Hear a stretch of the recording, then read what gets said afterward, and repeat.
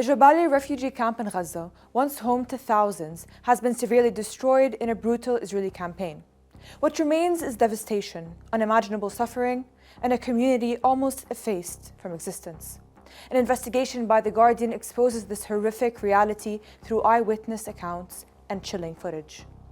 On October 9, 2023, Jabalia's trans area market was bustling with life. 2 days into the Israeli offensive, the camp had not been struck.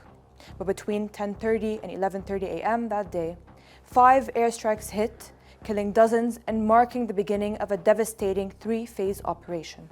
Phase 1. The first phase of destruction was swift and brutal, with entire blocks reduced to rubble. Jabalia endured relentless airstrikes throughout the early months of the war. The deadliest, on October 31, killed many and left large craters in a busy junction. On November 8, Israeli forces invaded the camp, killing civilians indiscriminately, to then withdraw in late January. "We were starving and without food." That's what 33-year-old Ahlam al-Tlouli, a resident of Tal al-Zatar area, said during the time. Phase 2. The second phase began on May 11, 2024, under the pretext that Hamas had rebuilt its military capabilities. The scale of destruction this time was staggering. This led to fresh evacuation orders, and 2 days later, a full-scale re-invasion commenced. No house, person, tree, or stone was spared. Suhaib Siam, a 42-year-old widow with 3 children, who was trapped in her house in the Fakhura district, Block 9, recalled. By June, 70% of Jabalia's buildings were damaged beyond repair, and whole districts, once home to families and businesses, lay in ruin. Phase 3.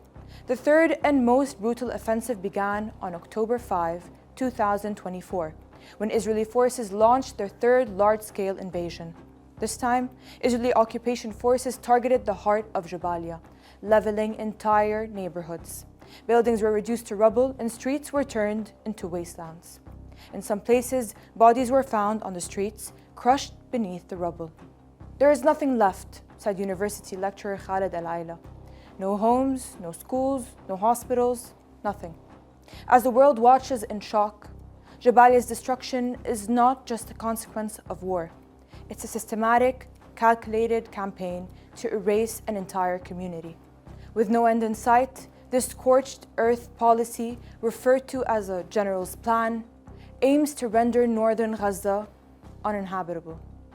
This is not just destruction, it is a deliberate effort to wipe out a whole community, their homes, and their history.